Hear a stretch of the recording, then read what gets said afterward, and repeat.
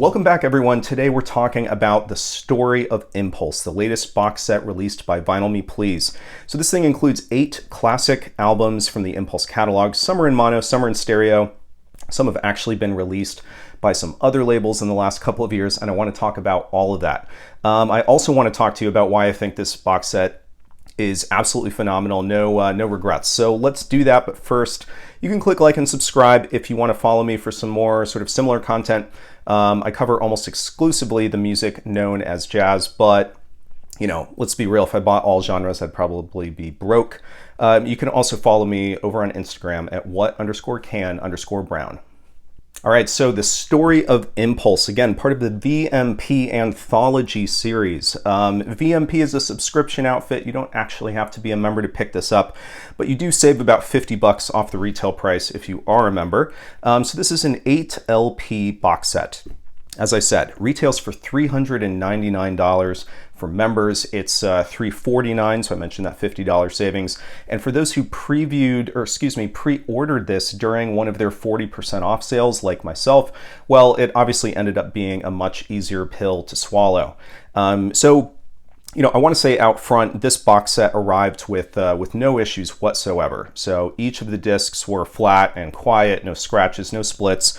All was good and well packaged. And I know that I think generally, you know, VMP, if they have a reputation for perhaps working through issues in the past, I feel like a lot of that is in the past. I'm not saying that like every label is going to have, you know, some quality issues from time to time, and obviously there's damage that can happen in transit. But I feel like VMP is doing a much better job these days. So here's a view of what the actual, you know, sort of box inside the box looks like, right? So you can see each of the albums. It does come with a booklet here, and I think they do a pretty good job, at least you know, from the outside of sort of replicating those Impulse spines and giving you that look if this is something you want to put on your shelves next to the rest of your you know, the rest of your Impulse stuff. So yeah, pretty slick looking box set, and pretty high quality. So each of these, and I'm going to let me give you one example. So each of these are gatefold jackets, and the titles range in terms of years, like original release years, between 1961 and 1970. There is no replication of leaders here, and what I mean by that is like there's only one John Coltrane album. There's only one with Alice as the leader, one with Pharoah, etc. In the sense that I get, you know, Story of Impulse, right? The sense that I get is that they wanted to represent a cross section of titles from Impulse's history, while, you know, also let's be real, I don't think that their intent was to interfere with the Acoustic Sound's own Impulse series, or at least sort of, and I'll touch on that.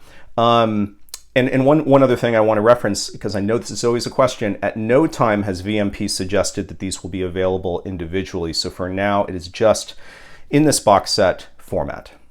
So again, you know, I mentioned the Story of Impulse, right? And I think the intent with this was not to necessarily make the set thematically similar. So what I mean by that is that, what was it, like maybe around a year ago, they put out a title by Michael White and Archie Shepp and Sun Ra, and another by Pharoah Sanders. I think a few of those are actually quite desirable at this point. You know, a lot of people out there are going to say, oh, they should have just put that into the box set. Well, you know, they could have done a spiritual jazz kind of box set, but instead, I think, you know, like I said, they're representing sort of the years of Impulse, and I think that's the reason for these titles in particular. So speaking of, I guess, you know, when some of those other titles came out, this box set was first announced in July of 2023. So here we are. It is now September 2024, a little over a year later that it's finally shipped and made available. At the time that that announcement came out, it was actually slated for the winter of 2023. By December, they told everyone who pre-ordered that it was going to be delayed until the spring of 2024. In June 2024, they told us no, it would be late August. And they did offer, to be fair, they offered a 40% off coupon for the trouble. On August 19th, they finally asked everyone to sort of confirm that they were still at their shipping address, and then it was shipped a few days later. To top it off, in this story of the story of Impulse, there were some test pressings done of some of these titles that on those labels, they reference August of 2021. So this has been in development for a long time, and I think that that's some context to add to this kind of explanation. And the reason why I say that is because some people are complaining that say Verve by Request put out Ptah the El Daoud. Well, it's just that it took VMP so long to finally get this out. I think that test pressing was available well over, probably several years before Verve by Request put out their, in my opinion, sonically inferior version.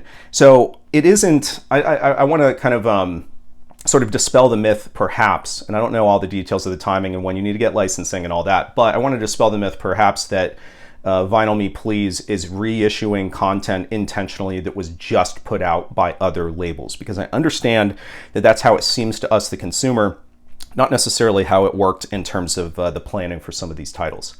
So with a little bit more, detail, I guess, on some of the timing, when this box set was made public, I do want to say that Karma had already received a reissue by Acoustic Sounds the prior December, and that edition was also mastered by Ryan K. Smith, and it was sourced from the original tapes. Now, I'm told that the original tapes for that specific title are not necessarily in the best shape, so it makes sense, I suppose, that one of maybe two things would happen. One is that Ryan K. Smith wanted to do a different mastering for this edition, and that he'd sort of want to try to improve on what those original tapes might have sounded like, and so maybe that's why they sourced sort of part of this digitally.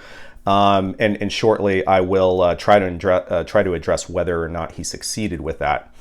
So as far as the other titles here, first we have Africa Brass, which was a John Coltrane title. It was actually his first for Impulse. This has not been tackled by anyone, tackled meaning like reissued by anyone, at least in the US, on vinyl since the 1980s. I did hear in another review that this was available in the Acoustic Sound series, but it is not. So this is the only analog reissue that you can get to my, the only all analog reissue that you can get to my knowledge. The next one in the box set, as well as I think chronologically, is Chico Hamilton's Passin, Thru, and this is also one that you cannot get in another recent format. The last reissue in the US on vinyl was in 1980. Alexandria the Great is the third, and this is by Lorez Alexandria. So not available since 1980 in the US on vinyl as well. Mingus Plays Piano is the next. This was last released by Superior Viaduct in 2015, which was the George Horn mastering, perhaps from the 80s. Not exactly sure, but I do believe that they used the George Horn remastering, and I don't think George Horn was working in the around 2015. So my guess is it's an older one, but I'm not sure exactly on that one. Number 5 is Jazz Raga by Gabor Szabo. This was last put out by Light in the Attic in 2010, and before that, not since 1974. Chicken Fat by Mel Brown is up next. This was put out again by Verve by Request in 2023, so just last year. And that lacquer for that edition was cut by Ryan K. Smith. Then it was again put out by Jackpot Records, which I, by the way, have no experience with, but that was put out in 2024 in some like color varieties, like color vinyl varieties, and that was cut by Kevin Gray. So this is where I want to say again that the test pressing for this and all of these records were first made in 2021. So the set has been in development for a little while, possibly before those others, possibly not. But the inclusion here, again, is not that VMP intentionally decided to include it specifically after those other editions were put out. I think it's just a little bit of unfortunate timing for them. Unfortunate unless the VMP edition is better, and we're going to get to that. So Karma is next. Again, one of those unfortunate situations, like I said, where Acoustic Sounds released it as part of their Impulse series. And actually, I'm not entirely sure whether it was Barry Grint or Ryan K. Smith that did this particular edition. It's possible Ryan K. Smith didn't want to do it again, and I do know that Barry Grint was involved with a couple of these titles. To that point, the sort of curious difference is that the Acoustic Sounds edition references the source content as the original master tapes, and here again we have partial digital sources. And then finally, number 8 is Ptah the El Daoud. I do believe that's how you pronounce that. This is by Alice Coltrane. We waited for a reissue of this for a long time. And it was Verve by Request who came to the table first, and I did review that pressing on my channel, compared it to my original pressing. This was in November of 2022, so pretty early in my time on YouTube. I don't even know if you should go look up that video because it probably looks atrocious. In that review, I complained a little bit. One of the things that I said is that Joe Henderson's sax was more muted than on the original, and that the overall sound of that pressing felt like it was a little bit smoother and maybe more polished than the original, whereas I felt like I get a little bit more of like the rawer tone of Joe Henderson and Pharoah Sanders. And so that was kind of my feedback in that original review. All right, so that's what we have with these 8 titles. In my opinion, and honestly, this should go without saying, these are not collectively the absolute best titles in the Impulse catalog, but I also sort of think they can't be. So I mentioned that they seem to want to cover, you know, titles from a broader time period and not have repetition of artists. But also, you know, I think the intent was to release titles that hadn't gotten an audiophile treatment in a while. And it just sort of happens that during development, right, some of the other labels beat them to it on a few of these albums anyway.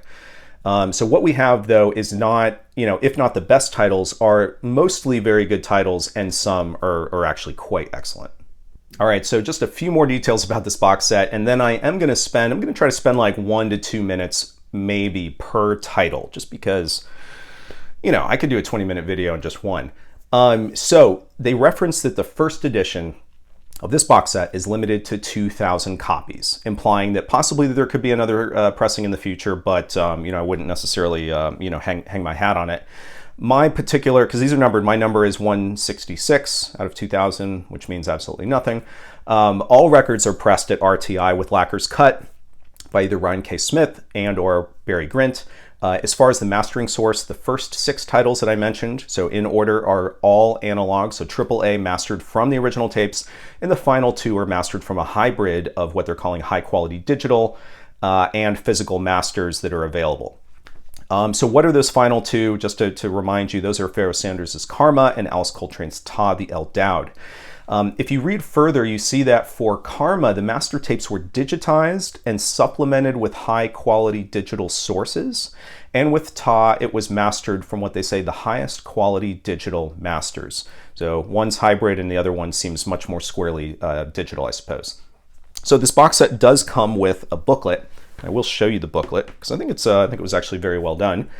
And there's actually an extra piece of merch that wasn't sent with the box because I guess it was delayed, and it hasn't arrived yet, and that is Impulse socks, which I think is either a little silly or maybe fun. We'll just kind of have to see. We'll just have to see what they look like. Haven't arrived yet. I think they're coming with my next monthly title, so you know, couldn't include it as part of this video. So yeah. So let's I'm going to show you each of these individually. I haven't shown them to you yet, but as I talk about each of these titles, I'm going to show them to you so you can just get a little bit better sense of what they look like. All right, so the first one up is John Coltrane's Africa Brass, and this is a mono reissue. So actually, I think one of the most impressive things I think that they did with this box set is the choice of when to do mono and when to do stereo, and I just think they got it exactly how they should have.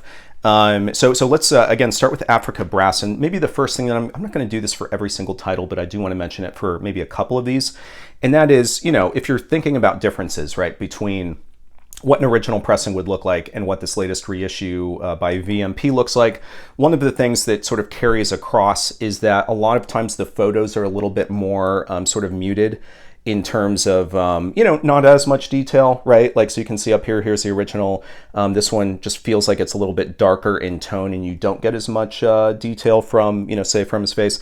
Same thing on the inside, actually, where the cover, or excuse me, the inside image is maybe more, you know, sort of darker or like high contrast, and so sometimes you don't get as much of the grayscale. But let's be real, I'm sure that they were just they were probably just trying to take like high quality photos of some of this stuff, because I bet the artwork for a lot of these titles were lost. Overall, I actually think they did a great job. These are, you know, these sort of Stoughton style jackets. I don't know if it's exactly Stoughton, but you know, gloss throughout, and they're really sturdy, they're really high quality, and they seem really nice. So in terms of Africa Brass, this edition is the best that I've heard this music. It really is. And again, in mono, which I think is a great way to hear it. So, you know, maybe it's easy for me to say that it's the best I've heard this music when you consider that it hasn't been released in several decades, but it's also just holistically better than the original in terms of almost everything, actually.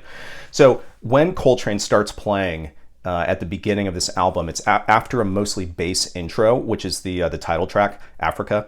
It rings out just really, really nicely. Like if you turn this up even more than you normally would for a record, it's quite an experience to hear Coltrane's sort of punchy tone.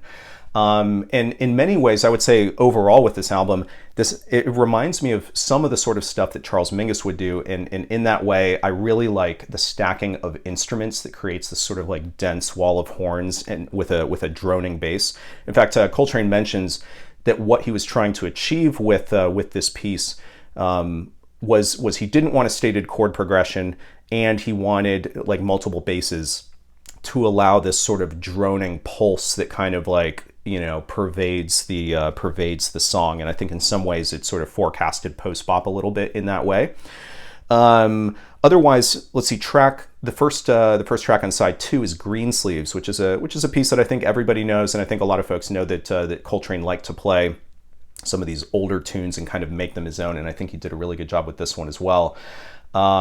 And I really like this treatment. I think that the thing to point out is that most of the orchestra that he plays with, because this album is with a much bigger group than, say, his sort of his classic quartet, if you will.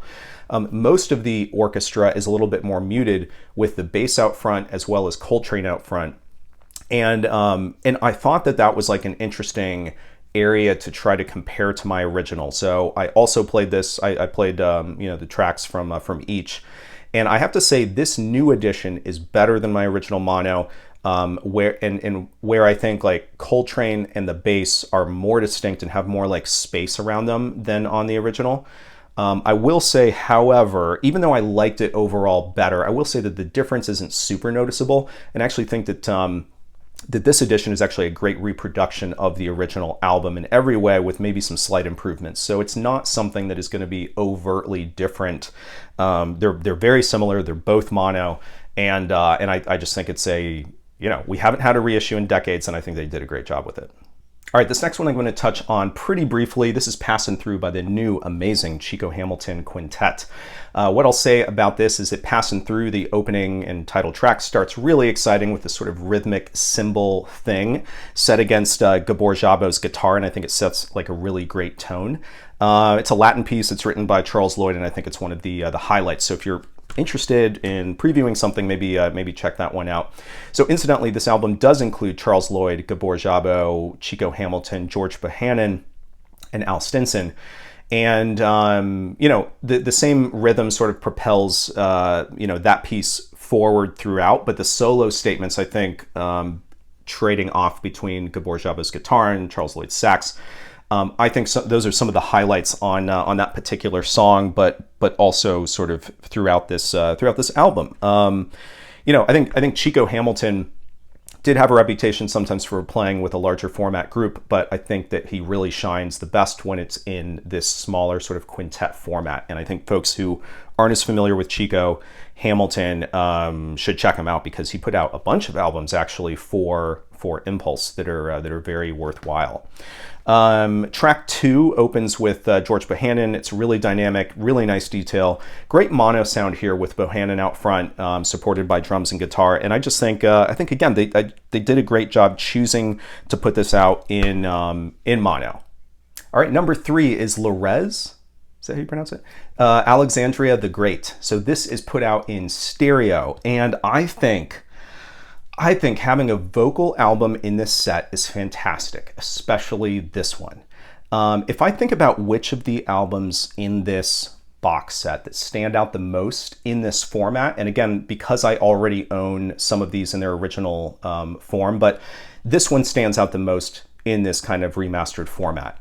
So maybe a little bit more detail on that. Lorez's voice is center in the channels, and it's really clear and it's really beautiful. If you have not heard this album, and are listening to me talk about a vocal album in this box set and you immediately get turned off, you have to go preview the opening track, Show Me.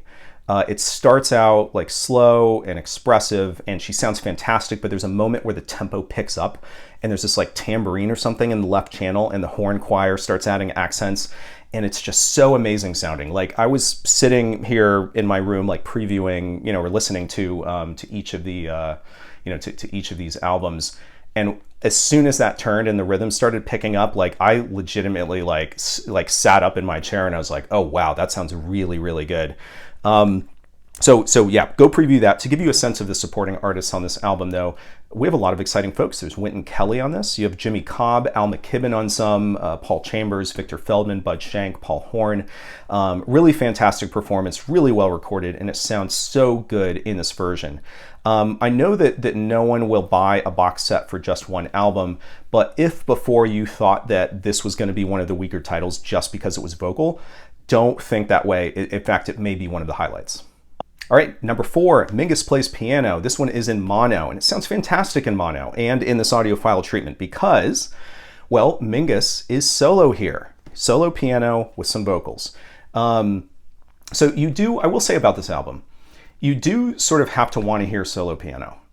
But I actually find this album meditative and sort of complex, similar to some of Mingus's other work, just in a different way, right? Because some of his albums that have those larger formats are borderline cacophony, with like simultaneous improvisation, by many instruments. And here it's meditative and complex in a very subtle way.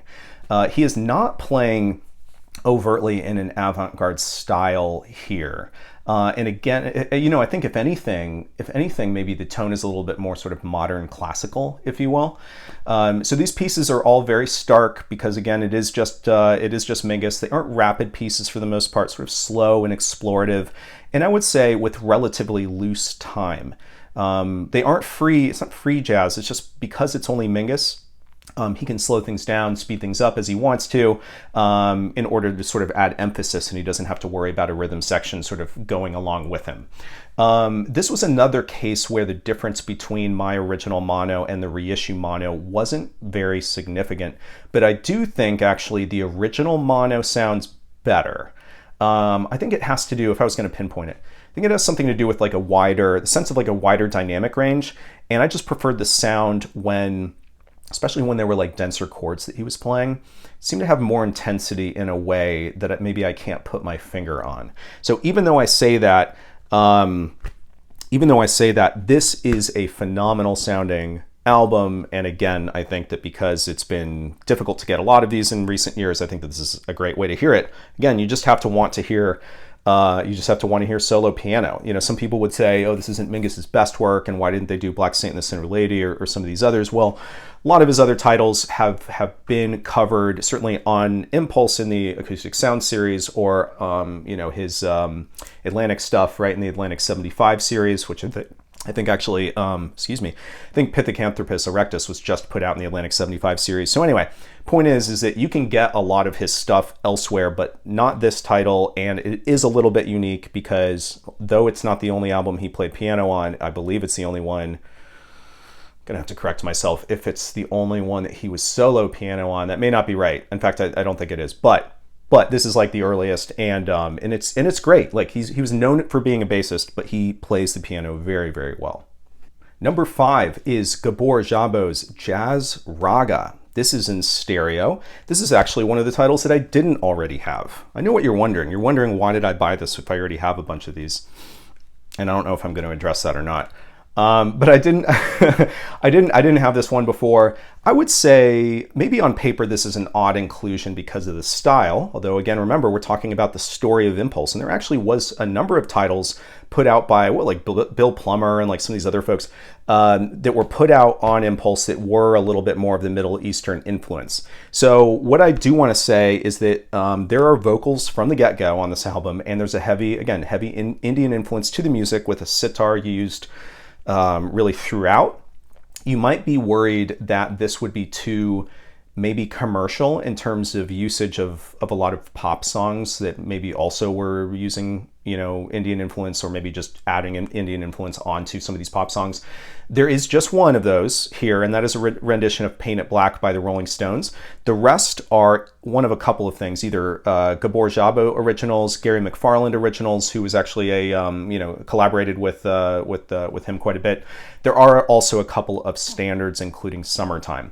If there is a highlight to this album, and why I think that the album is great though, apart from it being just so stylistically different, it's the stereo soundstage here. That is like, I mean, don't get me wrong, like I'm not gonna just say that, oh, it's all about the sonic detail that's the star of the show, but they do a fantastic job with the stereo soundstage that I think elevates a lot of the songs here. So much more dynamic in terms of how the instruments are spread and the recording quality compared to some of the others even in this box set.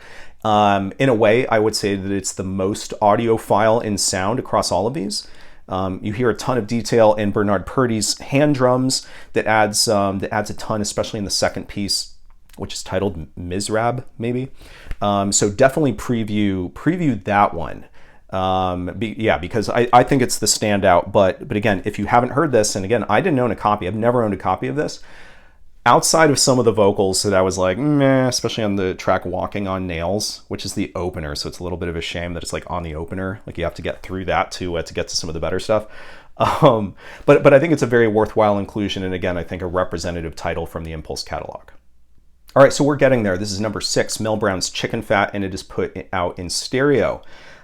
This is a title that I've owned in the past, but I sold it because I just wasn't a fan of the style of music. So then a year or two ago, Verve by Request, which is the third man label, released it, and I had absolutely no interest because I had already written off that label. I bought like a couple of titles early on, and I just wasn't impressed. Don't like their pressings, aside from like one that I didn't have a problem with.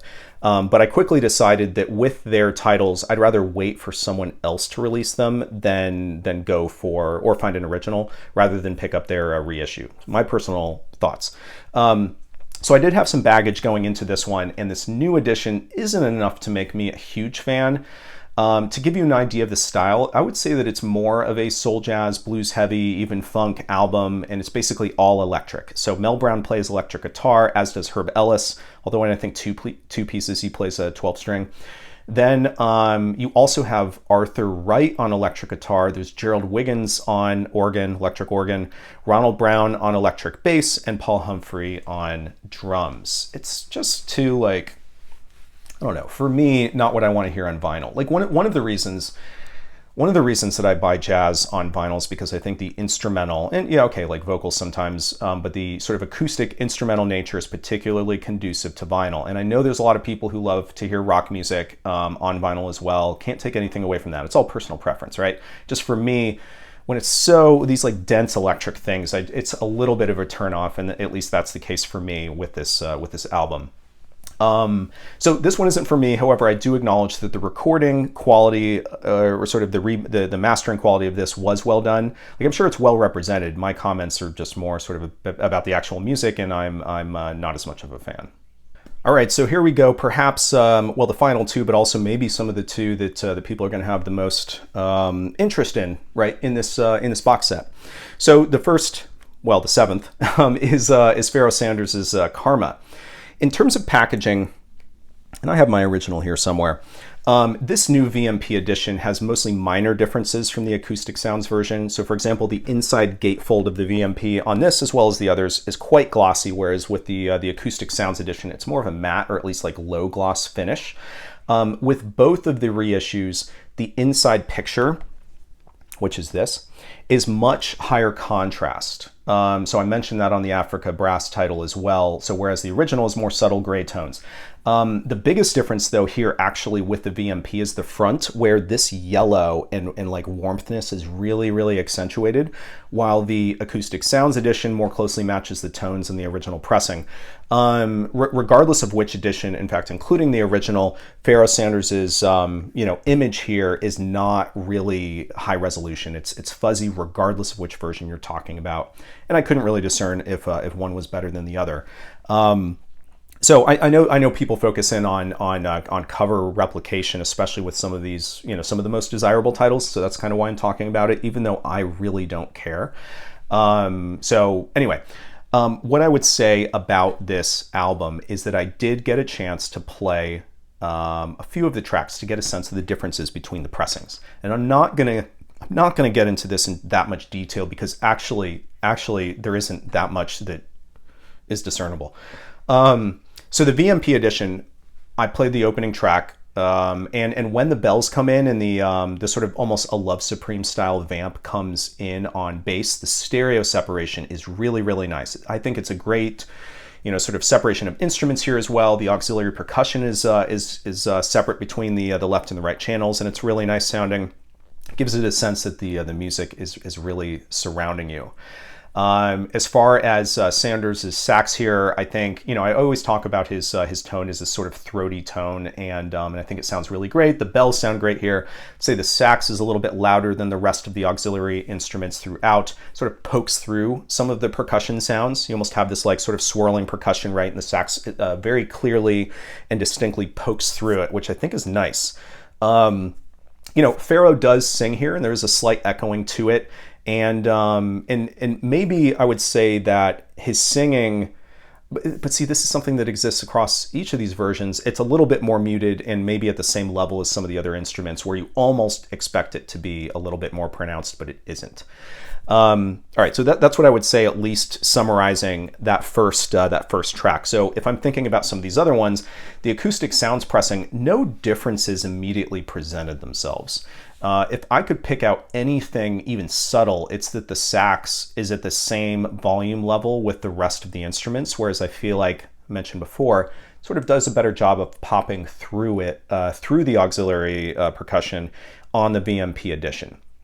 I also think that there's more of a blend across the instruments with the Acoustic Sounds edition, whereas maybe a little bit better separation on the VMP.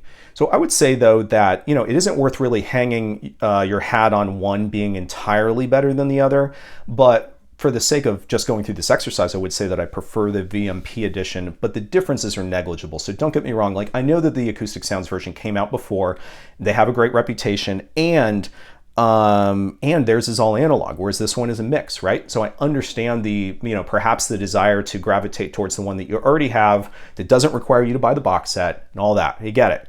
But objectively, it's subjectively always, right? But I mean, what I'm trying to say is when I listen to the two side by side, I think that the VMP edition just edged it out. So if you want all analog, you have to go for an original or Acoustic Sounds. If you don't mind that, you want something that maybe is going to give you just a little bit something extra, I think this is a great version.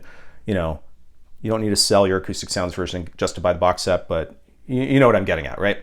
All right, so that's, well, here's the thing. I've already done a full video just on how the Acoustic Sounds edition compares to the original pressing, and I referenced that the Acoustic Sounds version is better than the original. So suffice it to say that VMP edition is also better than the original, better separation, better stereo soundstage, better detail, all of that. So do I have 3 right now? Yeah, I have 3 copies. I don't need 3. Probably get rid of the Acoustic Sounds. All right, the last one, if I can find it here. The last one is Ptah the El Daoud. Oh, here it is. So this is also a title that I made a video on when the Verve by Request series came out, right? And I wasn't very happy with the Verve by Request edition. And so I also have an original of this, and I've since sold that VBR edition. So what to say? This album sounds absolutely fantastic. Really, really nice edition here, and I can definitely say better than the VBR edition, better than my original copy. Very dynamic. Ron Carter's bass is rich and low and resonant. It's low because it's bass, but it's like resonant without being boomy. Joe Henderson sounds phenomenal here. He's definitely one of the highlights on this album, very distinct, or I guess with like good separation from the rest of the musicians. Pharoah Sanders also does, again, has that throaty tone, and his shrieks and stuff sounds great without making your ears ring either. I mean, not to go just down each musician, but Ben Riley, also fantastic on drums, without there being like excessive detail or like cymbals that are too splashy. Sounds really well balanced. Now, Alice Coltrane here is on piano as well as harp, sort of alternates. Piano on the opening title track at least, and she sounds phenomenal as well. I'd say maybe the piano isn't recorded quite as well as some of the other instruments, but I also think that part of that is her style of playing. She plays with a lighter touch that doesn't allow the keys of the piano to ring out as much as maybe some other piano players. So it really is a different style, I think.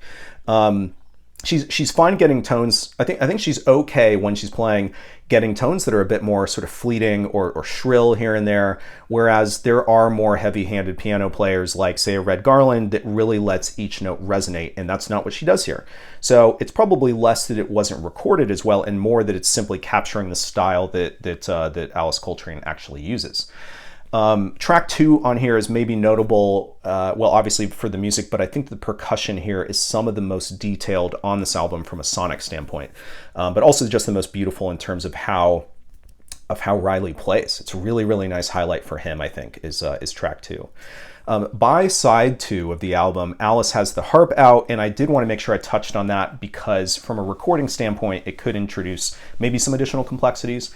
My first reaction, though, to Blue Nile is that it also just sounds so freaking beautiful. So the flute overlaid on the sort of pulsing bass and drums with Alice's like cascading strumming on the harp. I just, listening to this album, this version, just remember why I love the album as much as I do. And again, this particular pressing for me. I don't think that you need another version of this one. Like this is the one to get in terms of dynamic range and detail. It's great. And you know, it's one that Acoustic Sound supposedly will not be tackling this because I hear that Chad Kassem doesn't like Alice Coltrane. Just what I heard. and you could say, well, he did Journey to Satchidananda. Well, yes, but I also heard he didn't want to do that one. Again, just what I heard.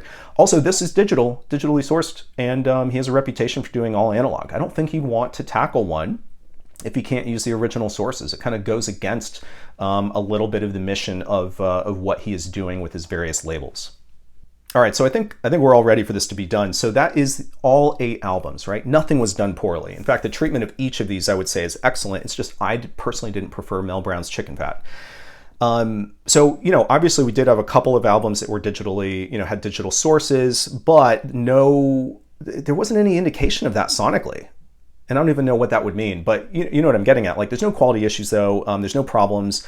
I think that each of these albums stand out in different ways. And if I was going to give out, say, awards for different albums, I'd say that like the best music overall is Ptah the El Daoud, just because I love that one. But the stereo separation is probably the best on Jazz Raga. Maybe the best for audio clarity is Lorez Alexandria. You just can't argue with having a Coltrane and Sanders album included. They are some of the iconic artists that were on Impulse, and I think it was important. So I know that some of the folks, when they see this box set, probably wanted it to be a best of Impulse. And tangibly, what that would mean would be more titles that Acoustic Sounds has already put out in their series. And I just don't think that was the intent, to have this be a best of. So, you know, some of the most prolific artists, again, on the whole label were Mingus, Sanders, and the 2 Coltranes. And you get some of that here. So I think it's a great selection. Have to hand it to VMP. I know that we waited a while, but they one thing is clear: they sure know how to release a box set.